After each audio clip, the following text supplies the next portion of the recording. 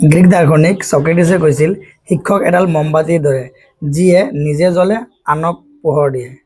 শ্ৰদ্ধাৰ আজিৰ এই সভাৰ সভাপতি মহোদয়, মোৰ প্ৰিয় শ্ৰদ্ধাৰ শিক্ষাগুৰুসকল, উপস্থিত দাদা বাইদেউ, ভণ্টি ভাইটি আৰু বন্ধু বান্ধৱীসকল। পোনপ্ৰথমেই মই প্ৰিয় শিক্ষাগুৰুসকলক আন্তৰিকতাৰে শিক্ষক দিৱসৰ শুভেচ্ছা জ্ঞাপন কৰিলোঁ। আজিৰ দিনটো আমাৰ বাবে অতিকৈ আনন্দদায়ক আৰু পবিত্ৰ দিন।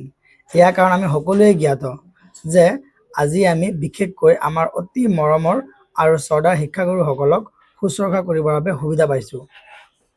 এইখন পৃথিৱীত পিতৃ মাতৃৰ পিছতেই শিক্ষাগুৰুৰ স্থান। পিতৃ মাতৃয়ে আমাক এই পৃথিৱীখন দেখুৱাইছে সত্য, কিন্তু ইয়াৰ জটিলতাসমূহ সৰল কৰি বাস্তৱ পৃথিৱীখনৰ লগত খাপ খাই চলোৱা শিকাইছে শিক্ষাগুৰুসকলে। শিক্ষাগুৰু অবিহনে আমাৰ জীৱন শিলতকৈ কঠিন আৰু নিশাৰ আন্ধাৰতকৈও অধিক আন্ধাৰ হৈ পৰিলহেঁতেন। আমাৰ শিক্ষাগুৰুসকলে বছৰ বছৰ ধৰি পৰিশ্ৰম কৰি আছে।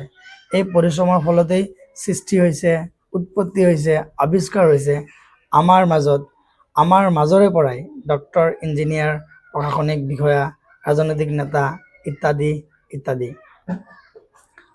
আমাৰ সুন্দৰ ভৱিষ্যতৰ পৰিকল্পনা কৰি, আমাৰ ভাল ৰিজাল্টৰ আশা কৰি নিজ স্বাৰ্থ ত্যাগ কৰা মোৰ প্ৰিয় শিক্ষাগুৰুসকলক কোটি কোটি প্ৰণাম। নিজে কষ্ট কৰি, নিজকে জ্বলাই পোৰাই আমাক পোহৰাই তুলিবলৈ সদায় আগবাঢ়ি অহা মোৰ প্ৰিয় শিক্ষাগুৰুসকলৰ সুস্বাস্থ্য কামনা ভগৱানৰ ওচৰত কৰি মই মোৰ চমু বক্তব্য সামৰণি মাৰিলোঁ। ধন্যবাদ।